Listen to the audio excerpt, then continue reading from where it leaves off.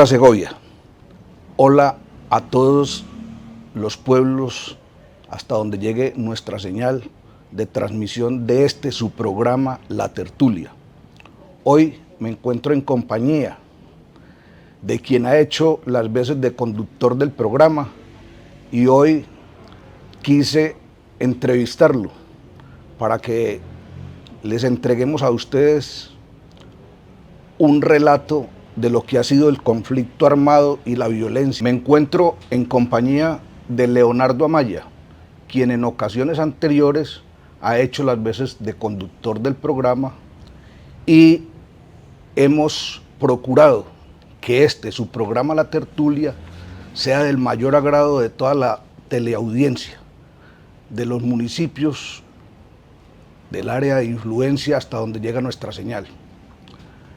Leonardo, puedes hacer tu presentación. Muchas gracias, don Dairo. Bueno, muy complacido de estar hoy acá en el programa en este rol de entrevistado, de invitado. Bueno, para quienes no me conocen o ven el programa por primera vez, mi nombre es Leonardo Amaya, un segoviano de toda la vida, escritor, empleado de empresa privada. Y bueno, estoy acá para que hablemos sobre este tema de la violencia y el conflicto en Segovia, que es tan importante también documentarlo.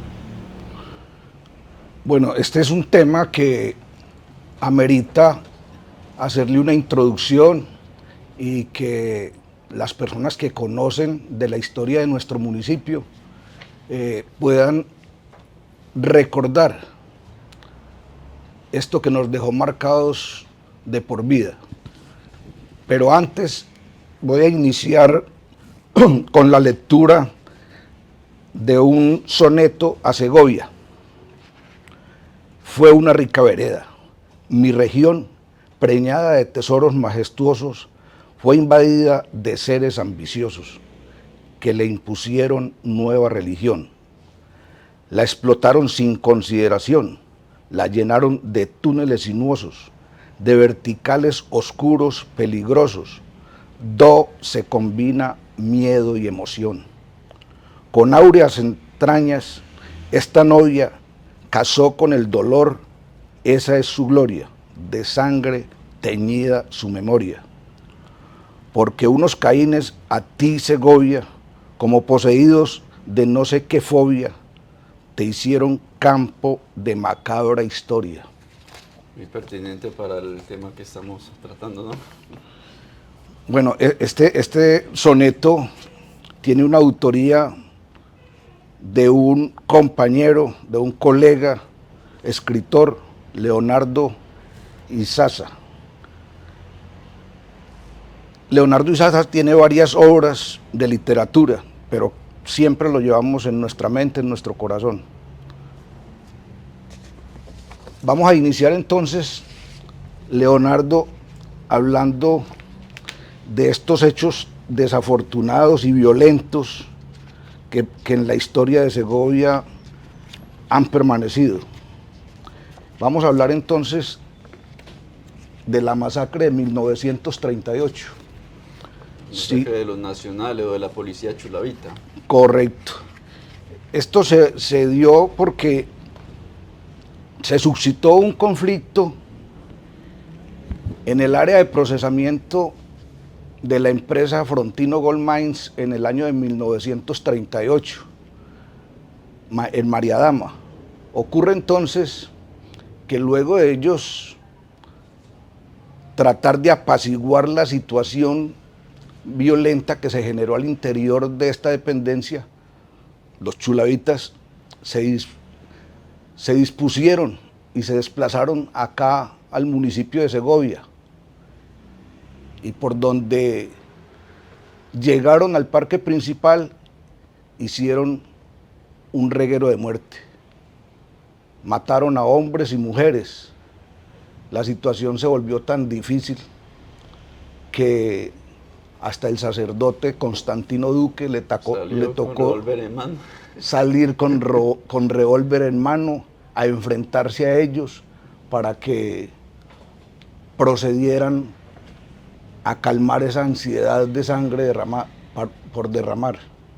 ¿Qué nos dices al respecto, Leo? Bueno, sí, un hecho pues muy calamitoso en esa Segovia de tiempos pues pretéritos, y que da cuenta de la beligerancia de esta policía chulavita, que fue de infausta recordación también posteriormente en la época de la violencia bipartidista, cuando estos chulavitas se alinearon con el Partido Conservador y perpetraron una gran cantidad, o sea, una policía prácticamente politizada, ¿no?, al servicio de los conservadores, que perpetraron una gran cantidad de actos de barbarie y de masacres.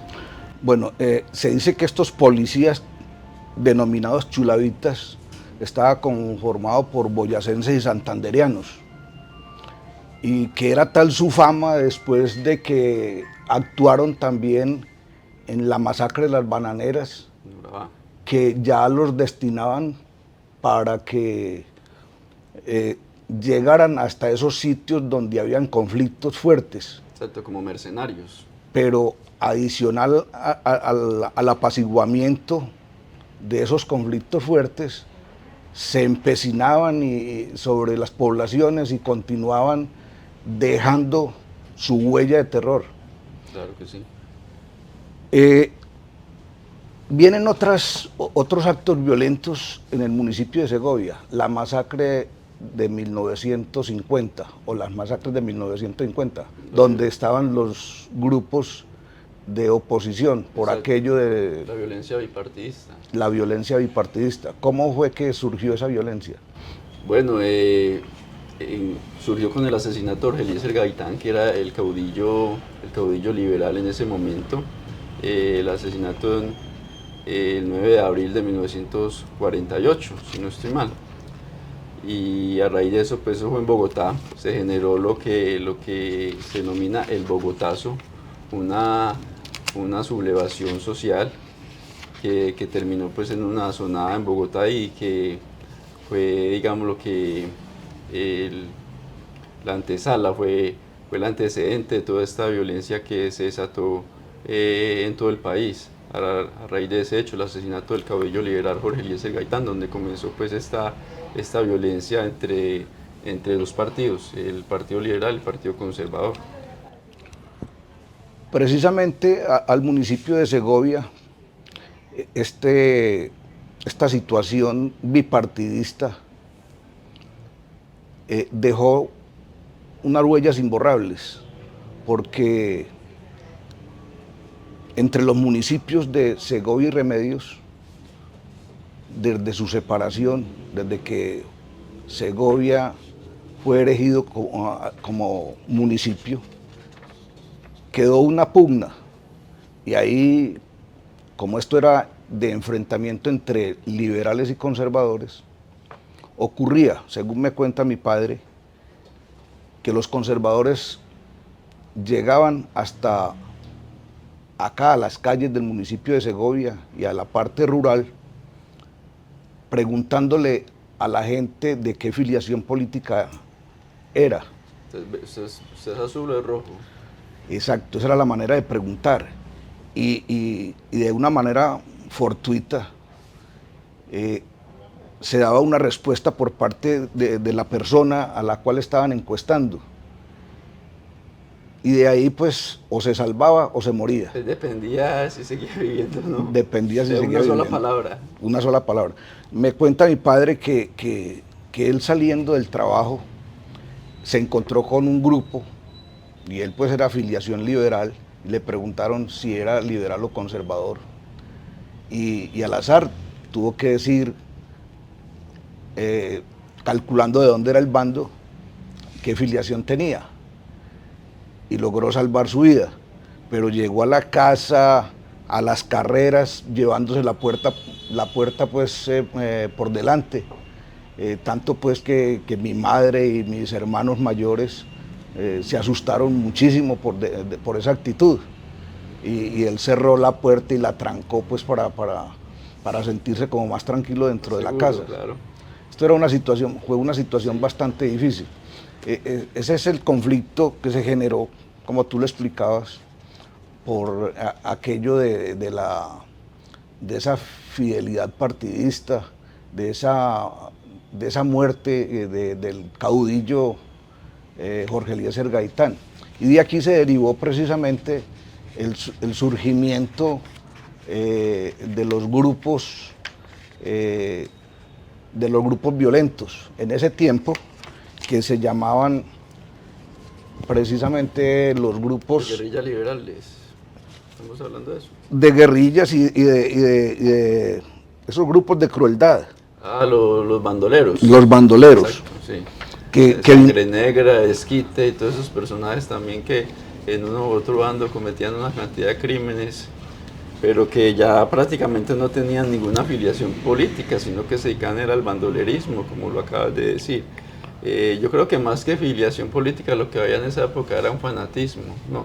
Un fanatismo atizado por las élites desde Bogotá, porque hay que tener en cuenta que las élites políticas entre ellos pues no se atacaban. O sea, ellos en Bogotá seguían yendo a cócteles, seguían yendo a debates, en fin, pero los campesinos pobres en el campo, la gente de a pie era la que se estaba matando.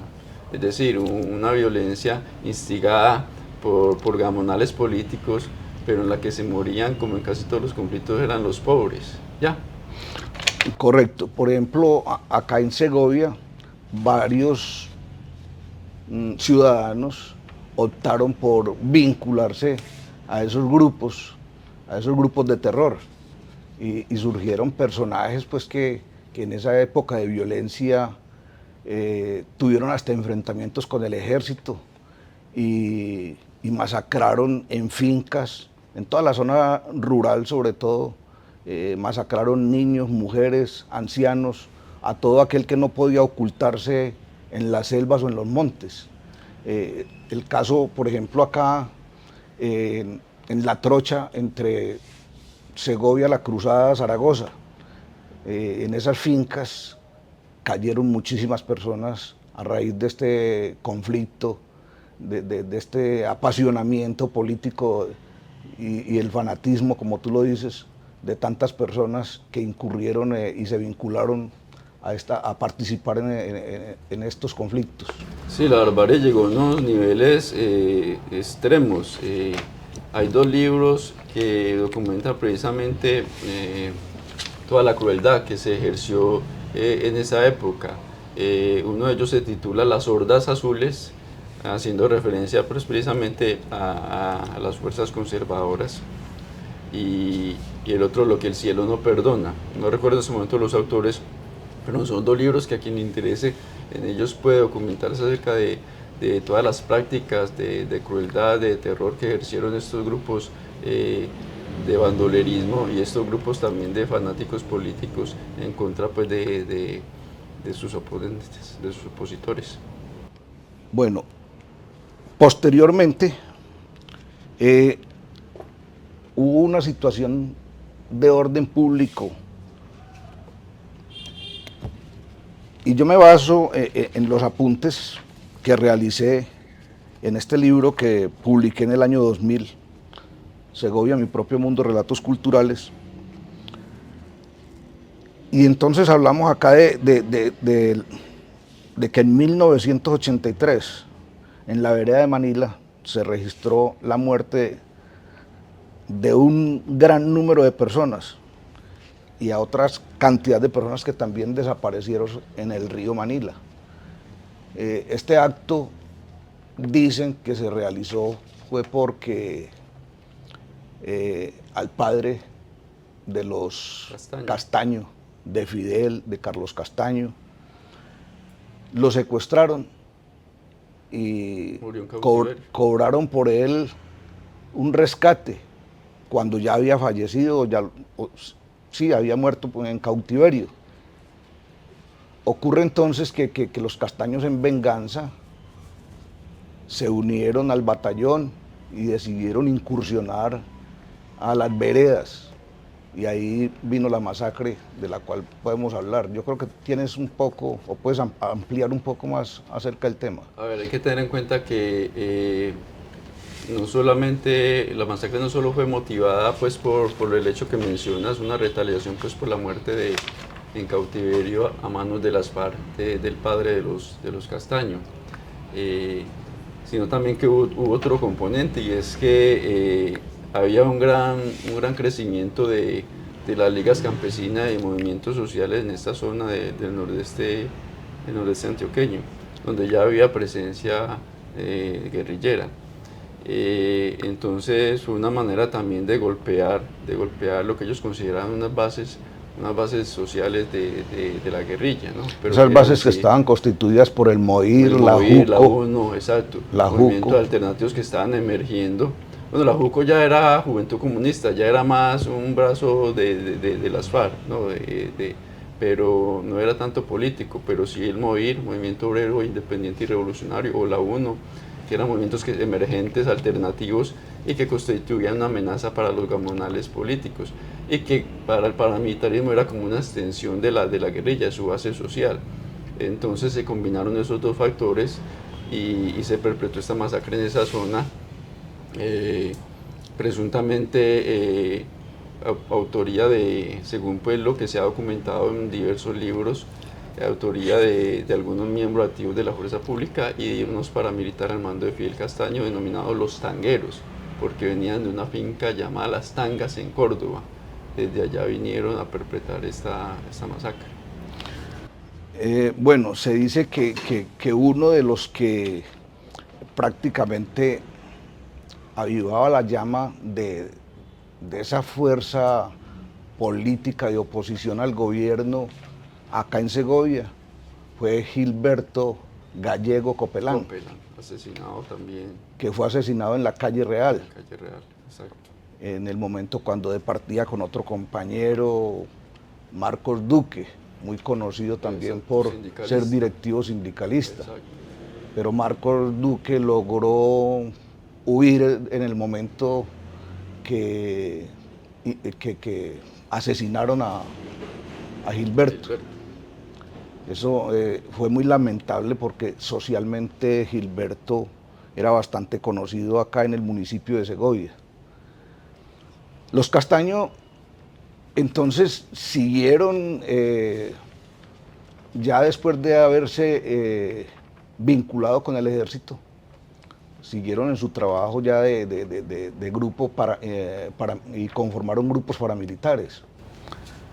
Bueno, hay que tener en cuenta que Fidel Castaño, en ese momento, la masacre del 83, pues ya estaba incursionando en el narcotráfico, entonces ya tenía sus ejércitos privados de mercenarios, pero no eran sí paramilitares pues con una vocación, digamos, lo que antisubversiva como lo que conocimos más adelante. Eran más ejércitos privados para cuidar los intereses de una persona que estaba emergiendo pues en el mundo del narcotráfico y necesitaba pues obviamente su seguridad, pero que se politizaron a raíz de esta campaña de venganza que ellos comenzaron a desarrollar contra la subversión a raíz del asesinato de su padre. Fue ahí donde ellos comenzaron, digámoslo, con una vocación antisubversiva, pero inicialmente eran unos ejércitos privados de mercenarios para cuidar sus intereses económicos. Luego viene la masacre de 1988. ¿Qué conoces al respecto? Bueno, precisamente la muerte de Gilberto fue, digamos, lo que consecuencia de una serie de hechos previos a la masacre del 88, que estuvo antecedida de una campaña de amedrentamiento a la población, de asesinato de algunos líderes sociales, de panfletos por los realistas o el grupo Muerte de Revolucionarios del Nordeste. La masacre del 88, de 1988 en Dairo, yo creo que es el hecho violento más trascendental que ha habido en Segovia, no solo por la magnitud de la misma, por el número de muertes, sino también por el impacto que produjo, y porque a raíz de este hito violento, Segovia no volvió a ser la misma, definitivamente. O sea, se puede decir que la masacre del 11 de noviembre de 1988 partió en dos la historia de Segovia, porque a raíz de ahí se generaron unas dinámicas sociales, unas dinámicas violentas y políticas que cambiaron de tajo el panorama y el plano de lo que de lo que sería Segovia. Sí, a partir de esa fecha, la población, tanto urbana como la rural, sobre todo la urbana, ha vivido en una zozobra, con Exacto. temor. Y hay que tener en cuenta también que, bueno, la masacre del 88 fue la primera gran masacre en un casco urbano. De hecho, fue la que vino a incorporar el término masacre dentro de la dialéctica del conflicto. Y a raíz de ahí, digamos lo que las guerrillas cambian su estrategia de lucha y comienzan lo que sería la urbanización del conflicto, porque antes de la masacre pues no habían unidades permanentes de la guerrilla en el pueblo, pero a raíz de la masacre se crean las milicias urbanas, ¿no? Las milicias bolivarianas de las FARC y las milicias 11 de noviembre del ELN. Entonces se comienza con la urbanización del conflicto, lo cual tuvo pues obviamente unas repercusiones en la población, los hostigamientos y toda esa cantidad de cosas que se generaron con esta urbanización del conflicto. Bueno, hay un libro de otro colega nuestro, un escritor, Andrés London. ¿Cómo es que titula el libro? El día que llovió sangre. El día que llovió sangre. Él relata esa masacre del 11 de noviembre de 1988 de manera muy detallada, porque en esa fecha su padre también fue asesinado en el bar Escorial. Montañita. No, acá en la parte de arriba, alrededor del parque, ahí enseguida del bar El Minero. Johnny Key. El Johnny Key. El Johnny Key. En otra época tuvo también ese nombre. Sí, no sabes, yo conocí el Escorial que Montañita. Bueno, y entonces en el Johnny Key, él relata esa situación porque él era un niño y venía con su madre y otros hermanos de Medellín, cuando para entrar acá a la población se dificultó mucho su llegada. Y ellos, hablo de él y sus hermanos y la esposa de su padre, tuvieron dificultad para llegar hasta el sitio donde consideraban que él podía estar, porque él se amañaba mucho escuchando música en ese sitio, en el Johnny Key. Y precisamente ahí lo encontraron caído, en ese momento de esa masacre. Vamos entonces a apoyarnos en una lista de las personas que fallecieron y de los que quedaron heridos. Pues nosotros en la memoria no somos capaces de mencionar los 47 nombres de todas las personas caídas y de los demás heridos. Entonces voy a tomarme acá el atrevimiento pues para leer en público esta lista. La lista de personas que fallecieron trágicamente fueron Restrepo Pérez Carlos Enrique. Este Restrepo Pérez Carlos Enrique es el que llamábamos Carlos E. Carlos E. Los famosos Carlos E. Escudero Guillermo Darío. Este lo conocíamos popularmente acá en Segovia como William Escudero. Puerta Londoño Jorge. Este cayó ahí en estando tomándose unos tragos en compañía de mi hermano Ramiro.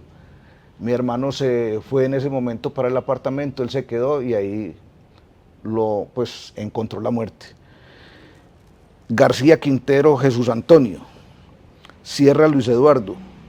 Bustamante Mariadoli.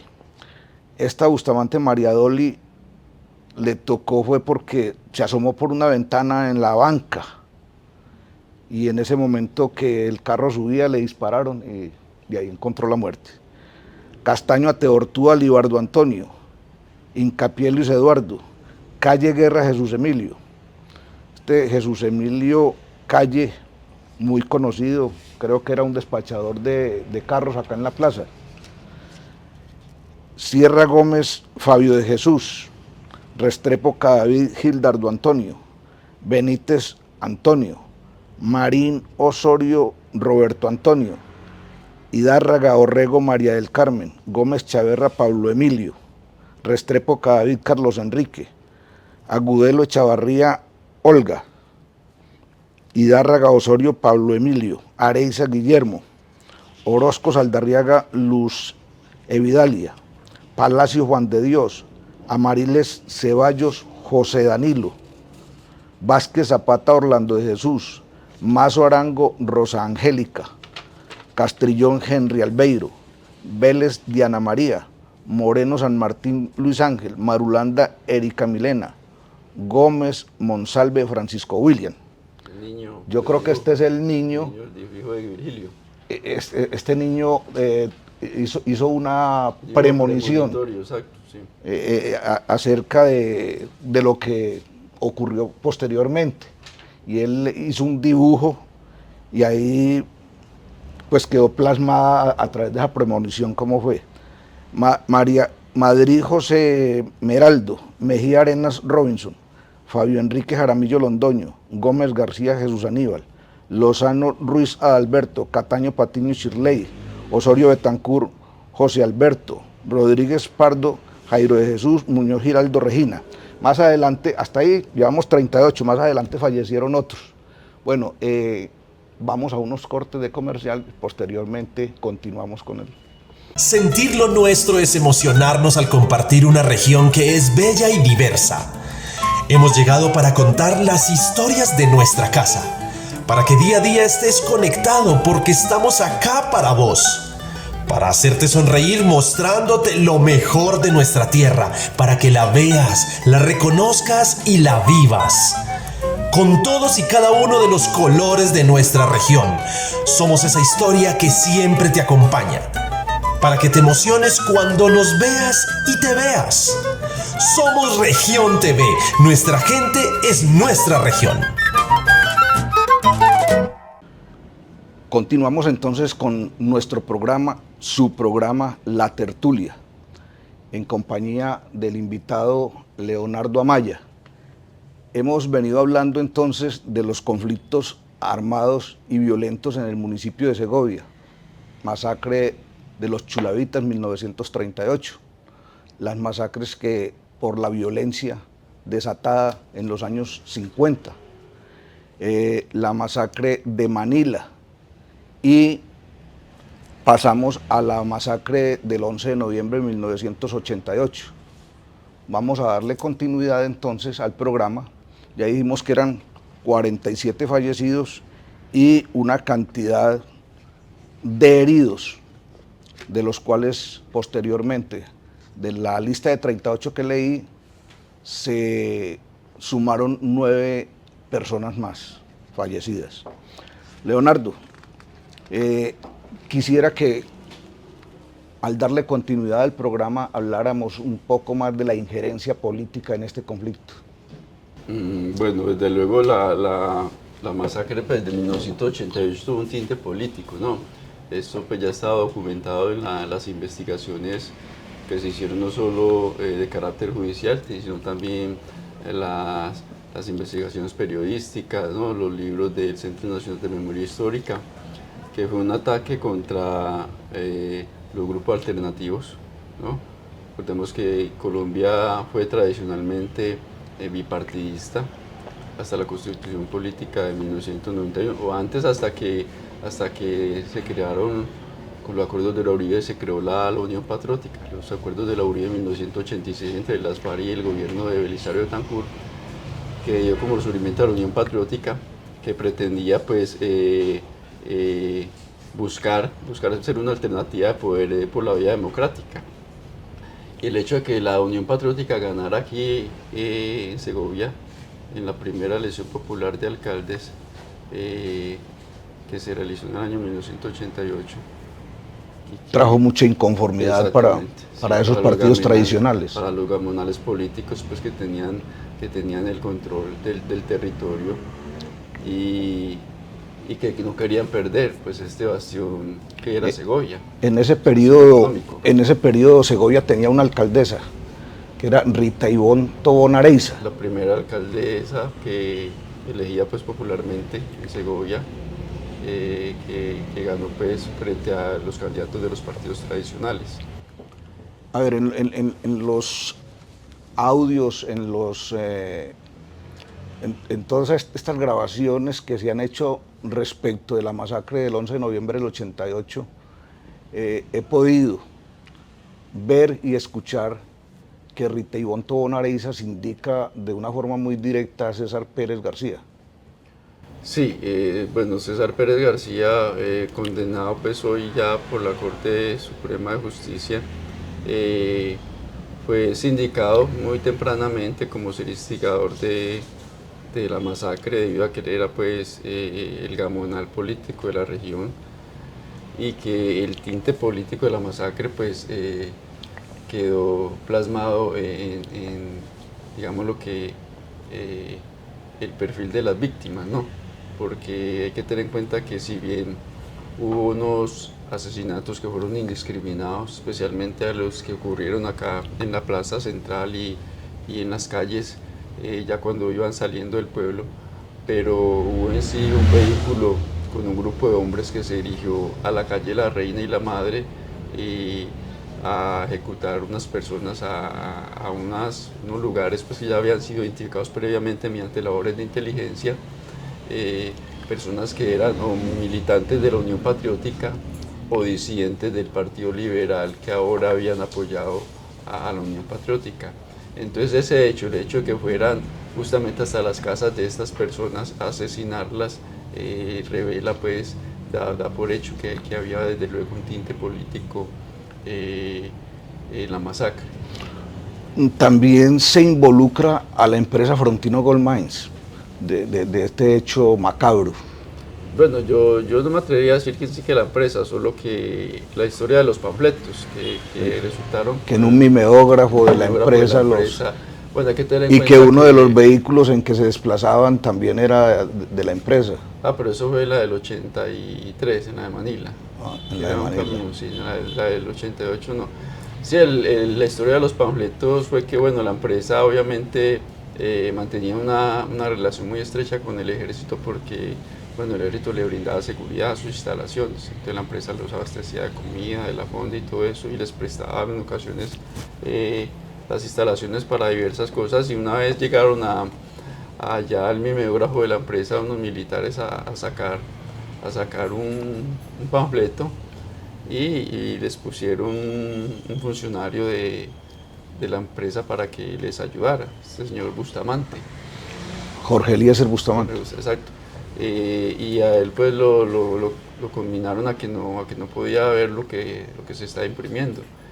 Entonces, bueno, les hizo el trabajo y ellos ahí pues en su demora y en su afán no se fijaron que en el respaldo de los panfletos que están haciendo los militares quedaron vales de la Frontino Gold Mines. Ese panfleto fue distribuido posteriormente en horas de la noche en las calles a nombre de un grupo paramilitar, Muerte a Revolucionarios del Nordeste. Y al ver pues que detrás tenía un vale de la Frontino, pues se dieron cuenta que había salido el mimeógrafo y las investigaciones judiciales determinaron que habían sido los militares los que habían impreso el panfleto. Eso está documentado en los libros y en varios trabajos periodísticos. Se menciona también que en este entrenamiento de ese grupo que incursionó acá como paramilitar participó Jair Klein con otro que ya le había dado instrucciones a otro señor de Puerto de Río, a Vladimir. Alias Vladimir, el negro Vladimir. Alias el negro Vladimir, sí. Correcto. Entonces, y de ahí pues hubo una cantidad de detenciones de personas que supuestamente participaron en esa masacre. Exacto, sí, entre ellos algunos militares. Hay que tener en cuenta que los autores materiales pues fueron de diversa índole, desde paramilitares reconocidos como el negro Vladimir, pues que fue condenado, ahora no condenado por la masacre de Segovia, sino por la de la Rochela, la Convención Judicial en Santander. Pero también había personas que habían sido desplazadas por la guerrilla acá del pueblo por diversos factores, ¿no? Diversas actividades de pronto que estaban haciendo y que fueron instigadas y fueron desplazadas por la guerrilla. entonces fueron contratadas y sirvieron como guías porque conocían las calles, conocían el territorio, podían identificar las casas, en fin. Entonces, sí, fue muy diverso el grupo. Bueno, hablemos de las masacres de 1996. La masacre del 96 ya se da en un contexto en el que ya el paramilitarismo había introducido, ya en el municipio ya se estaba afianzando. Recordemos que, como hablamos ahora de la urbanización del conflicto, cuando se crean las milicias urbanas, se generan pues una cantidad de dinámicas de violencia, hostigamientos, lo que siempre surge cuando hay un grupo que domina un territorio, depredación económica, una cantidad de cosas. Pero estos milicianos pues su mayoría eran muchachos jóvenes, relativamente jóvenes, 18, 20, 22 años. Y ellos no digamos que tenían una estructura militar o inteligencia sólida y lograron ser permeados, lograron ser infiltrados por los paramilitares y ellos fueron introduciéndose poco a poco hasta que dan unos golpes pues muy selectivos a algunas cabecillas de estas células, estas células urbanas. Y la masacre pues ya del 96 que se ejecutó en los barrios de La Paz, Borbollón y en el Tigrito, los billares del Paraíso. Los billares de Fly en La Paz, en el exacto. barrio La Paz. Bueno, yo tuve la oportunidad de conversar en una ocasión con el dueño pues, de ese establecimiento y me cuenta que eso fue algo pues, que los cogió de sorpresa cuando la gente estaba departiendo, cuando estaban jugando billar, y que pues los que lograron esconderse detrás del mostrador, los que lograron entrarse a un baño y que ahí llegó alguien y mató dentro del establecimiento a varias personas. Y recogieron posteriormente los muertos y los llevaron para el hospital, pero dentro de ellos había un señor que estaba muy borracho y a él no lo habían herido ni nada y lo llevaron como fallecido. Y cuando lo iban ¿cómo le iban a hacer? Pues sí, lo iban a intervenir para los primeros auxilios. mirar cuántos tiros le habían dado, en fin, esto que hacen, no recuerdo bien cómo es que se llama, necrosia o algo así. Entonces cuando él volvió, y entonces dijo, ¿qué pasa? Es que yo estoy vivo, ¿qué pasa? Y entonces la gente se asustó y las enfermeras salieron corriendo, todos los médicos salieron corriendo de allá porque, pues, de ver que ese señor se levantó de entre los muertos. Sí, el recorrido fue desde La Paz, luego subieron por Borbollón, atacaron también un establecimiento público en la esquina de Borbollón. Y luego se fueron por Bataclan y bajaron al Tigrito, los billares del Paraíso, donde hubo también otras víctimas. Yo recuerdo que ahí cayó un nombre muy popular, Carlos El Zarco Zapata. El Zarco Zapata fue futbolista selección Segovia, fue muy conocido acá en el municipio. Hermano de una señora, Marta Lazarca. Bueno, y así sucesivamente pues conocemos muchísimas personas y fueron muy sentidos estos hechos, claro, violentos. Desde luego, sí. Hasta ahora la población no se levanta de esa situación. Yo no sé por qué aquí en Segovia aún persiste la gente en estas celebraciones con pólvora y todo, cuando altera tanto no solamente a los animales, sino también a las personas, porque las personas en todo momento creen que es que nuevamente hay una masacre o un tiroteo. Cada rato se escucha eso en horas de la noche. Bueno, selectivamente aquí también hubo la incursión de otros grupos paramilitares y que asesinaron muchas personas. A un abogado que lo sacaron de acá, de donde queda actualmente actualmente este centro comercial Galería Alfa. Y a muchas personas, a uno lo asesinaron sentado ahí en la calle Real, porque dijo, yo de acá no sigo, y entonces ahí lo mataron.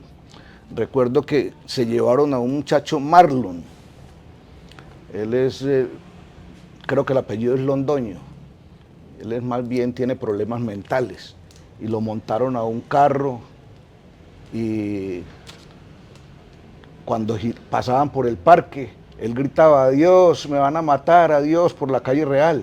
Entonces ellos se sintieron como malucos pues, de que él los estaba señalando al decir eso. Y le abrieron la puerta y lo tiraron abajo, se salvó Marlon de esa muerte. Y por ahí deambula por las calles todavía, por acá en Segovia. Y hechos, pues fueron muchos de personas conocidas. Yo estaba en una ocasión sentado en el kiosco principal cuando, como mi hermano, yo estaba muy recién venido y mi hermano, pues toda la vida acá en el municipio conocía así a varios sujetos que conformaban esos grupos paramilitares. Y entonces unos le dieron la vuelta al kiosco por la parte baja y otros por la parte de encima. Cuando mi hermano vio que iban llegando, dijo, uy, Dios mío, ¿a quién será que se van a llevar? Y sí, nosotros nos quedamos, como él me iba comentando, nos quedamos mirando a esas personas que bajaban. Y ahí cogieron a un sujeto de esos y lo montaron a un Toyota, que acostumbraban ellos conducir acá en el pueblo para llevarse a los pobladores. Y en un sitio, por allá por el Matadero, por el lado de Marmajito, por allá asesinaron a varios. Sí, es que, a ver, hay que tener en cuenta que después de la masacre de 1996, que fue en abril de 1996, obviamente se consolida ya el poder paramilitar en el territorio. Los milicianos huyen en desbandada la gran mayoría porque uno les dan unos golpes, asesinan unos cuantos cabecillas de esas células, perpetran esta masacre, entonces ellos sienten que ya están infiltrados y se van, y el territorio pues, obviamente queda a merced, por decirlo de alguna manera, de los paramilitares que comienzan ya una campaña de limpieza, que si usted lo recuerda, don Dairo, se ejecutó en su mayoría en el año 1997, que fue un año nefasto, pues como todos estos otros para Segovia, pero que en ese año asesinaron más de 200 personas en el municipio. Y selectivamente, una campaña de dosificación de la violencia, porque bueno, ya estaban afincados en el territorio, entonces no querían llamar la atención de los medios ni las autoridades con hechos de violencia indiscriminada, sino que comenzaron una campaña de asesinatos selectivos y se cree que las muertes fueron muchos más, pero que no quedaron documentadas en los expedientes judiciales, porque hay que tener en cuenta también que como lo hemos ya comprobado y está comprobado, todas las investigaciones que se han hecho, todos los grupos armados que han ejercido el control en Segovia han tenido la capacidad de cooptar la institucionalidad, ya sea por activismo o por coerción en sí, o por la fuerza, pero logran cooptar la institucionalidad, y eso ocurrió con este grupo paramilitar. Entonces se cree que las víctimas fueron muchas más, pero que obviamente no fueron documentadas, porque eso tampoco le favorecía a las autoridades que se abultara tanto el número de víctimas en un municipio, que muchas de esas 200 víctimas no fueron reportadas en los expedientes de las actas de levantamiento y todo eso, por todo aquello del ocultamiento.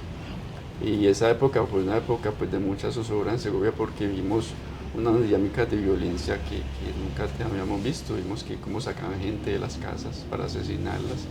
Vimos patrullaje de paramilitares armados con fusiles, con canadas y todo en pleno día en las calles del pueblo. Los veíamos circular en un carro, ¿recuerda el carro que llamaban La Última Lágrima? Buscando a la gente para montarle al carro, y ya este paraje que usted mencionó de Marmajito, donde ahí abajo de las pesebreras, en esa explanada que era el lugar en donde llevaban la gente y donde la gente iba a buscar a sus muertos porque sabían que era allá donde los ultimaban. Entonces sí, el 1997 fue un año de mucho terror y mucha zozobra, porque fue una violencia dosificada y muy prolongada a lo largo del año. También había otro sitio donde llevaban mucho a las personas que iban a ultimar, en la cruceta, bajando como para Campo Alegre, del Ah, establo sí, hacia sí, Campo señor. Alegre. Exacto, también hubo varias personas que quedaron allá, en esa zona. Bueno, y muchos que sí, los mataron en el mismo sitio donde los encontraban. Una muerte muy sentida también fue la del profesor Ramiro, Ramiro, exacto. que era Defensor de derechos humanos. defensor de derechos humanos. Sí, fue ya declarado el delito de lesa humanidad, de manera que no prescribe, pero las investigaciones pues han avanzado poco. A él lo secuestran acá en estos billares que había acá en la banca, creo que es donde a él lo está departiendo ahí, un billar que queda en un sótano. Sí. Sí, creo que es ahí en donde lo abordan y se lo llevan pues forzadamente a Marmajito, en donde lo matan. Hay varios artículos de prensa también hablando de este tema del asesinato de don Ramiro, que se suma al de otros defensores de derechos humanos como el de esta muchacha Margarita Guzmán. Sí, a esa la asesinaron en la oficina, en el palacio. Ahí también otro que le decían Capao, un guarda de tránsito. Sí, fueron muchos las muertes en ese año. Muchísimos, sí. Varios obreros del municipio también ultimaron al presidente del consejo del municipio, Alberto Sorno. Alberto Sorno, profesor Alberto Sorno, lo mataron ahí frente al atrio. Sí. También mataron a un familiar creo que tío, de Franklin Arango, uno que vivía en el Manzanillo, le decían Cocolizo. Hernán Rodríguez, ahora que recuerdo, Hernán Rodríguez. Sí, fueron demasiadas las víctimas ese año, la verdad que... Sí, Segovia tuvo... Para Segovia. Bueno, entonces hablemos del tema de lo que sucedió en Machuca. El oleoducto, la voladura del oleoducto, sí. Por parte del ELN. Exacto, sí, un hecho que yo creo que, pues obviamente uno no conoce en sí los antecedentes previos, pero yo creo que fue algo que no estaba ni siquiera en los planes de la misma guerrilla. Yo creo que nadie lograba dimensionar lo que podría pasar. Obviamente pues eso no los exime culpa, pero yo asumo que tal vez por el propósito de hacerle daño a la infraestructura económica del Estado terminaron haciendo un daño a la comunidad. Tan irreparable a la comunidad. Ese desastre humanitario y ese holocausto, lo podemos decir, que fue tal vez uno de los hechos, eso fue en 1998. Sí, el horror tan tremendo que... Sí, no, es que yo creo que se vivió.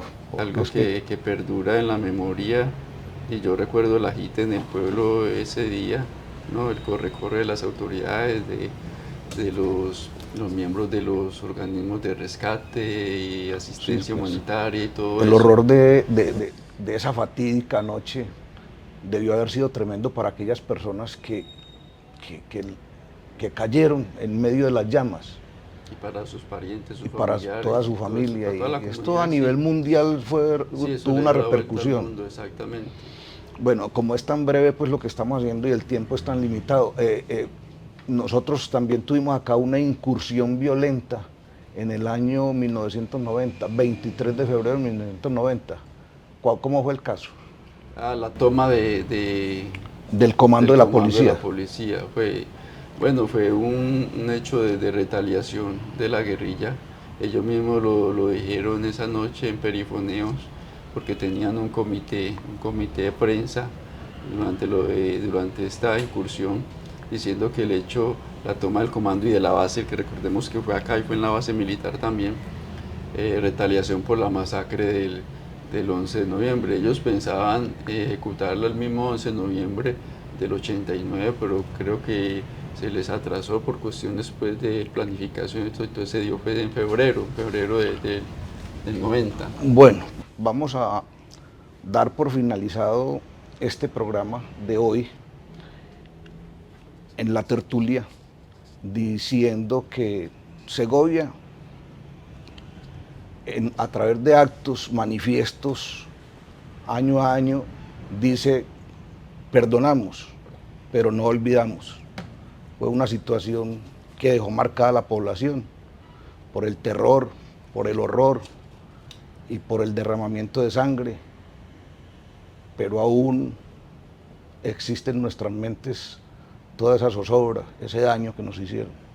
Exacto.